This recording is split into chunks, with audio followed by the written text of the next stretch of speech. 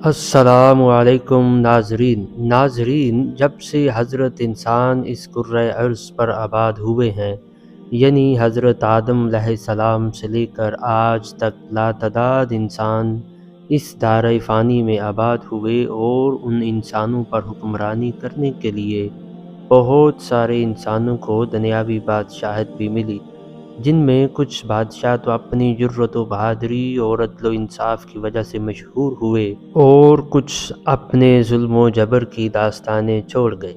ایسے ہی ایک بادشاہ جو اپنی جرأت و بہادری اور عدل و انصاف کی وجہ سے مشہور ہوئے، ان کا نام ہے سلطان محمود غزنوی۔ ناظرین، سلطان محمود غزنوی اپنے دربار میں ہی اپنی رعایا کے مسائل سنا کرتے اور ان کے متعلق فیصلے صادر کیا کرتے۔ ایسے ہی ایک دن سلطان محمود غزنوی حسب معمول دربار میں بیٹھا ہوا تھا، اور تمام وزراء و امراء دربار میں حاضر تھے۔ عام لوگ اپنی اپنی عرضیاں پیش کر رہے تھے۔ ایسے میں ایک شخص دربار میں حاضر ہوا اور عرض کی کہ میری شکایت نہایت سنگین ہے، اور کچھ اس قسم کی ہے کہ میں اسے برسرِ دربار عرض نہیں کر سکتا۔ سلطان یہ سن کر فوراً اٹھ کھڑے ہوئے اور سائل کو خلوت میں لے جا کر پوچھا کہ تمہیں کیا شکایت ہے؟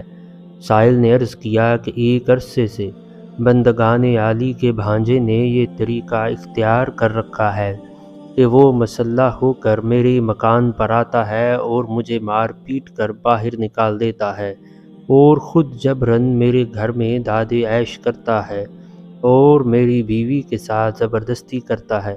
غزنی کی کوئی عدالت ایسی نہیں جس میں کہ میں نے اس ظلم کی فریاد نہ کی ہو، لیکن کسی کو انصاف کرنے کی جرأت نہیں ہوئی۔ جب میں ہر طرف سے مایوس ہو گیا تو آج مجبوراً جہاں پناہ کی بارگاہ میں انصاف کے لیے حاضر ہوا ہوں۔ شہنشاہ عالی کی بے لاگ انصاف پروری، فریاد رسی اور رعایا سے بے پناہ شفقت پر بھروسہ کر کے میں نے اپنا حال عرض کر دیا ہے۔ خالق حقیقی نے آپ کو اپنی مخلوق کا محافظ و نگہبان بنایا ہے۔ قیامت میں رعایا اور کمزوروں پر مظالم کے نتیجے میں آپ خدائے قہار کے روبرو جواب دہ ہوں گے۔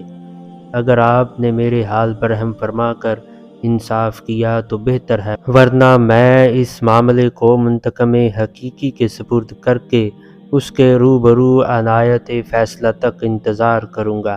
سلطان محترم پر اس واقعے کا اتنا اثر ہوا کہ وہ بے اختیار آبدیدہ ہو گئے اور سائل سے کہا کہ تم سب سے پہلے میرے پاس کیوں نہ آئے؟ تم نے ناحق اب تک یہ ظلم کیوں برداشت کیا؟ سائل نے عرض کیا کہ میں ایک عرصے سے اسی کوشش میں لگا ہوا تھا کہ کسی طرح بارگاہ سلطانی تک پہنچ جاؤں، مگر دربانوں اور چوبداروں کی قدغن نے کامیاب نہ ہونے دیا۔ خدا تعالیٰ ہی جانتا ہے کہ آج میں کس تدبیر سے یہاں تک پہنچا ہوں۔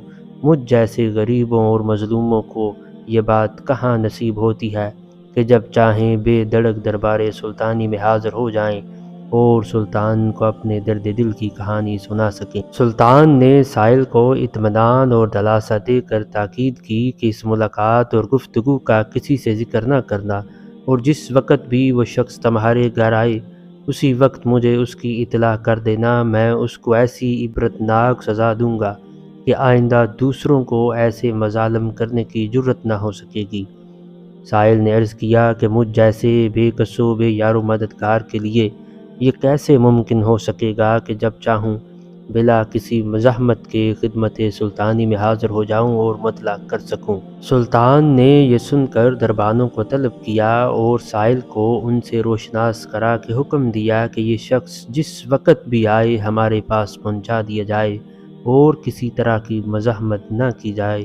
اب 2 راتیں گزر گئیں مگر سائل نہ آیا۔ سلطان کو تشویش ہوئی کہ نہ جانے غریب مظلوم کو کیا حادثہ پیش آ گیا ہوگا۔ سلطان اسی فکر میں پریشان تھا کہ تیسری رات کو سائل دوڑتا ہوا آستانہ شاہی پر پہنچا۔ اطلاع ملتے ہی سلطان فی الفور باہر نکلا اور سائل کے ہمراہ اس کے گھر پہنچ کر اپنی آنکھوں سے وہ سب کچھ دیکھ لیا جو سائل نے اسے بتلایا تھا۔ پلنگ کے سرہانے شمع جل رہی تھی۔ سلطان نے شمع گل کر دی اور خود خنجر نکال کر اس کا سر اڑا دیا۔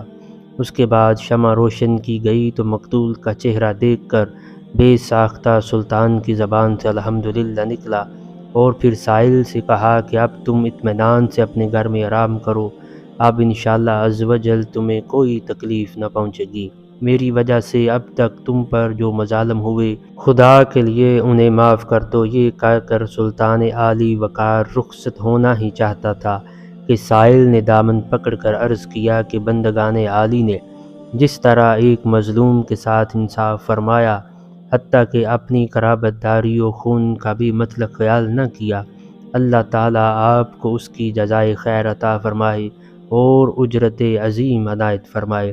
اگر اجازت مرحم فرمائی جائے تو ایک بات معلوم کرنا چاہتا ہوں، وہ یہ کہ آپ نے پہلے شمع گل کرائی اور پھر روشن کرا کر مقتول کا سر دیکھ کر الحمدللہ فرمایا اور اس کے فوراً بعد پانی طلب فرمایا، اس سب کا کیا سبب تھا؟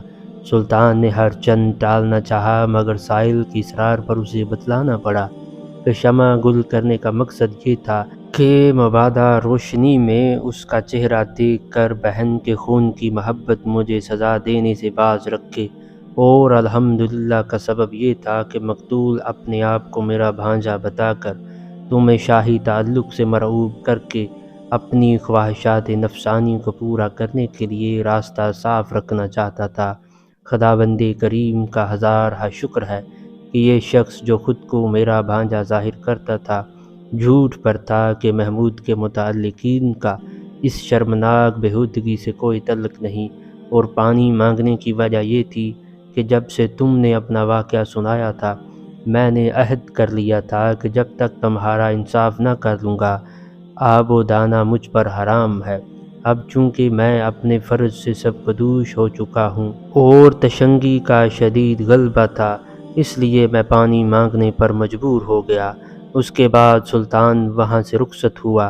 ناظرین، یہ تھا سلطان محمود غزنوی کا انصاف، جس کو قائم کرنے کے لیے اپنے قریبی رشتہ داروں کو بھی کسی قسم کی رعایت حاصل نہ تھی۔ سچ کہتے ہیں کہ پائیدار اور دیر پا حکومت کے قیام کے لیے انصاف کا حصول ضروری ہے۔ اللہ تعالیٰ سے دعا ہے کہ ہمارے وطن عزیز میں بھی انصاف کا بول بالا فرما۔ امید کرتا ہوں کہ آپ کو ہماری آج کی یہ ویڈیو ضرور پسند آئی ہوگی۔ مزید اچھی ویڈیوز کے لیے ہمارے چینل info@bilal کو سبسکرائب کیجیے گا۔